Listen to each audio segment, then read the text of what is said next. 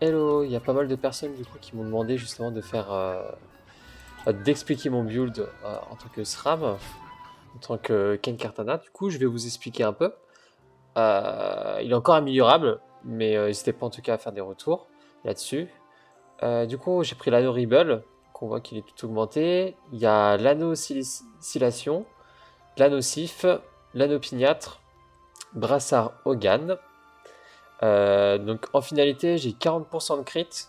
Moi, j'ai quand même 1117 HP, donc pendant le fight, j'en ai 1005 en réalité, avec la nocif, et 161 de dégâts, et au final, j'arrive à 235 à peu près, parce qu'avec le brassard Hogan, justement, quand je vais taper, je vais gagner 35% de mon attaque en armure, et avec l'anneau-oscillation, je vais avoir plus 25 à l'attaque de mon héros, justement, si je possède de l'armure.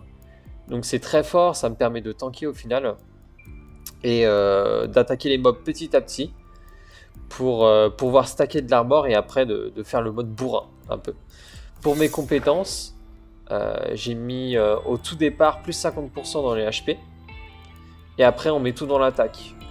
Au niveau des sorts, il y a Fureur Kartana qui permet d'avoir de gros dégâts surtout en début de teamfight avec toutes les personnes qui sont stackées.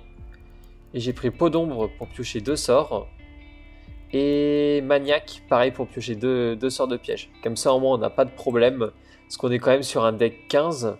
Donc j'ai quand même pas mal de sorts. Et le but est vraiment d'avoir tout le temps en fait mes pièges. Au niveau de mes sorts, donc j'ai pris tous les pièges qui étaient possibles. Parce que les 6, justement, vont me permettre d'enlever de l'attaque. Les bleus vont me permettre d'avoir un point d'action en réserve. Donc je peux vraiment aller jusqu'à 3-4 points d'action en réserve. Donc ce qui est vraiment fort. La frappe frénétique va me permettre de me TP.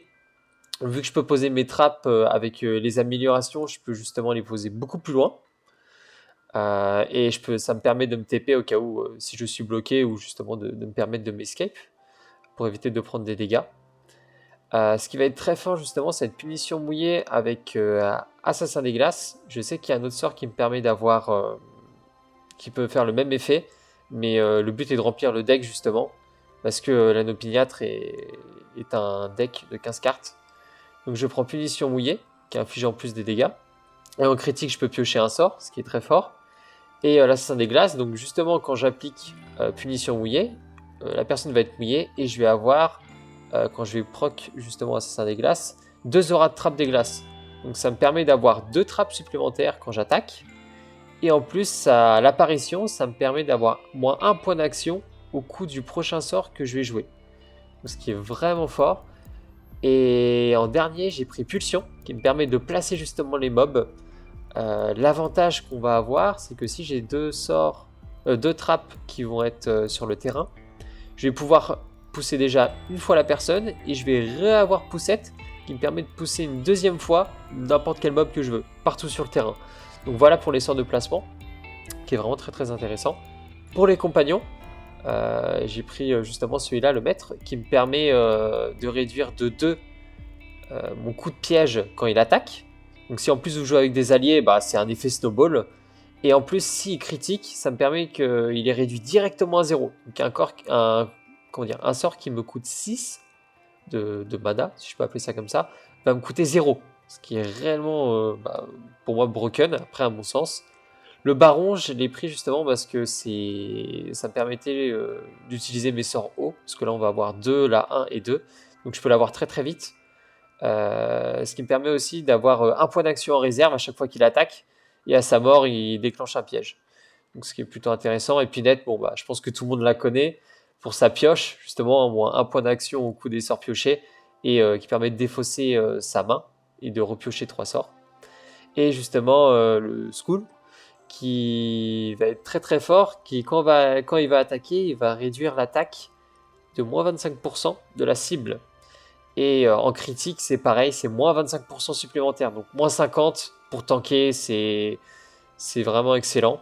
Donc au final, pour les stats, donc là j'ai tous mes années 50, j'ai la nocive 39 et le brassard 31. Donc, je suis en train encore de les augmenter. Pour les stats finales, j'arrive à 185% de bonus de vie. Bonus d'attaque, je suis à 632.